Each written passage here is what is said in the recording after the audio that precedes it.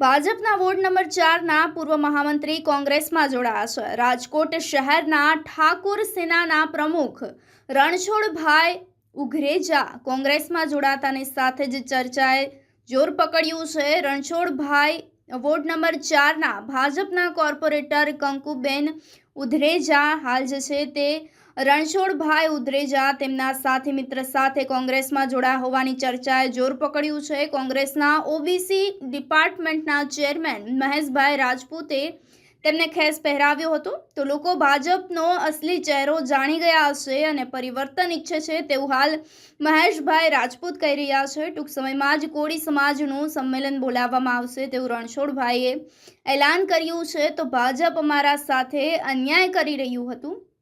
રણછોડભાઈ 35 વર્ષથી અમારા ચુવાડિયા સમાજનો એક પણ ધારાસભ્ય ન હોવાની વાત જે છે તે રણછોડભાઈ દ્વારા કરવામાં આવી હતી. સૌપ્રથમ તો કોંગ્રેસ છે, ભાજપ છે ને, ભાજપે અમારા સમાજને ખાસ કરીને સૌરાષ્ટ્રમાં ચુવાડિયા ઠાકોર સમાજને 35 વર્ષ થયા ખાલી મત જ લીધા છે. અમે 35 વર્ષથી ભાજપમાં જોડાયેલા છે. અમારો સમાજ આખો ભાજપમાં વળેલો છે, પણ અત્યાર સુધીમાં અમારા સમાજનો એક પણ ધારાસભ્ય સૌરાષ્ટ્રમાં નથી આપ્યો કે ન્યાય નથી ક્યાંય સંગઠનમાં કે ક્યાંય સારું સ્થાન કોઈને આપ્યું છે. કેવલ ને કેવલ અમારા સમાજનું ખાલી મત જ લીધા છે અને સભાને સંમેલનો હોય એમાં સંખ્યાની ચિંતા કરીને અમારા સમાજને જારે જોડે રાખ્યો છે. એટલે એ કારણસર હવે આવનારા પેઢીમાં હવે અમે પણ અમારી ઉંમર થઈ ગઈ છે, એટલે એ આધારે જોઈને હવે અમે કેટલોક ટાઈમ ભાજપની રાહ જોશું કે અમને આજ આપે કાલ આપે અમારા સમાજને. એટલે સમાજના સુખાકારી આપણે દુઃખ દૂર કરી અને સમાજની સારી દિશા દેખાડવા માટે આવનારા સમયની અંદરમાં સમાજને સારી દિશા દેખાડવા માટે અમે કોંગ્રેસમાં જોડાયા છીએ.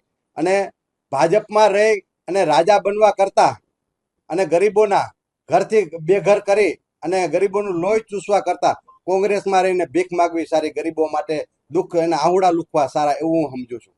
શું લાગે છે કોળી સમાજમાંથી તો કુંવરજીભાઈ ધારાસભ્ય છે?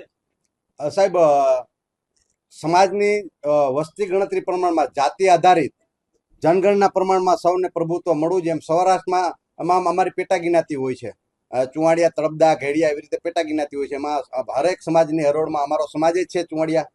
પણ ચુવાડિયા સમાજને સૌરાષ્ટ્રમાં એક ટિકિટ આપવામાં નથી આવી, નથી કે પદ કે હોદ્દા કોઈ વસ્તુ આપવામાં નથી આવી. એના કારણસર અમે આવનારા સમયમાં એક સંમેલન બોલાવશે ને એમાં સમાજ બધું જોડાશે. અત્યારે તો અમે મુખ્ય આગેવાનોથી જ અમે જોડાયા છીએ. આવનારા સમયમાં અમે તમને વેલાર બધું કંઈક ને કંઈક મહેશભાઈને આશીર્વાદથી અમે કંઈક ને કંઈક કરશું. ચુવાડિયા કોળી સમાજ છે તેનું સંમેલન અંદાજિત ક્યારે બોલવાનું? એ કહેશું તમને, જે કાંઈ ઉપરથી સૂચના મળે ને કેવી રીતે કાર્ય ઓલા થશે એવી રીતે કંઈક ને કંઈક ગોઠવણી કરશે અમે. શું લાગે છે તમારા ભાભી ઓલરેડી કોર્પોરેટર છે ભાજપમાં આપ પણ કામ કર્યું છે, શું કેવી સ્થિતિ છે ભાજપની? ભાજપની સ્થિતિ તો અત્યારે એવું છે કે જે તે સમયે વિજયભાઈ રૂપાણી તો ગુજરી ગયા, એટલે ક્યાંક ને ક્યાંક જૂથવાદો ને પેનલો હોય કે આના જૂથનો માણસ છે કે આના જૂથનો માણસ છે, એટલે ક્યાંક ને ક્યાંક જે કઈ છે એ ક્યાંક ને ક્યાંક અમે કોકને રામ રામ કરવાથી ક્યાંક ને ક્યાંક કપાઈ ગયા હોય. તો એ કારણસર અમે આજે 10 વર્ષથી આ નિષ્ક્રિય હોય છે હોતું, અને એમાંથી ક્યાંક ને ક્યાંક થાય છે એવું કે ચૂંટણીઓ આવે ત્યારે આગેવાનોને યાદ કરવામાં આવે છે. બાકી તો કોઈ વસ્તુ જે હાલે છે. સમાજ કાયમી ધોરણે શોષિત છે. અમારા સમાજને ભાજપથી સરકારનો એક પણ લાભ મળ્યો નથી.